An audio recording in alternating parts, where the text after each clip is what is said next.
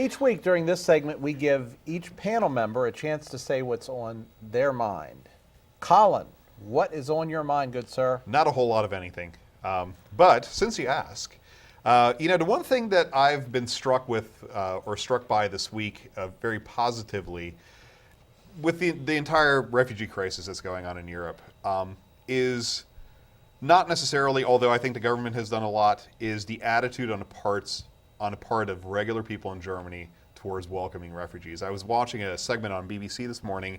There's a town on the border with Austria that has a population of 14,000, and last week they've received over 15,000 refugees. And they were talking with public officials in the town, like, how are you going to figure it out? And they were saying, we're going to figure this out. We have resources. We'll make it work somehow. And that's very touching with everything that's going on in the world. Seeing people put others ahead of themselves is pretty impressive. Excellent. Ashley, what say you? Thanks, Daddy. Alrighty then. That's an inside joke. So I want to talk about rainbow-colored Doritos. So recently, Doritos have come out with bags of literally rainbow-colored Doritos.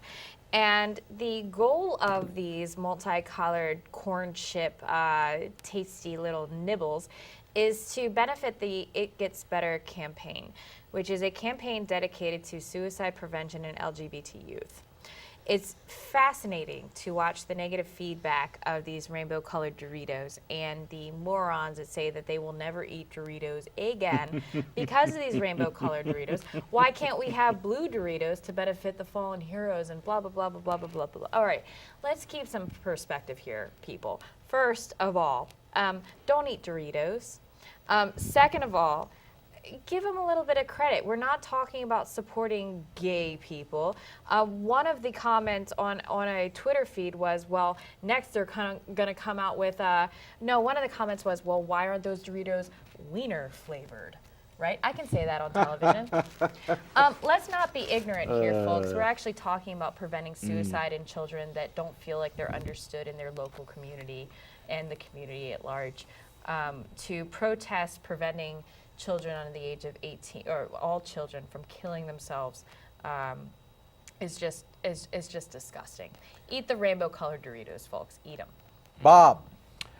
Well, I can't even come close to that, No. what's on my mind, but I will say that I just want to give a shout out and kudos to the Board of Education for approving the new school building in downtown, The downtown hub. You Yes, just the stole my downtown. last call. I'm Well sorry, buddy. We didn't talk done. about it before.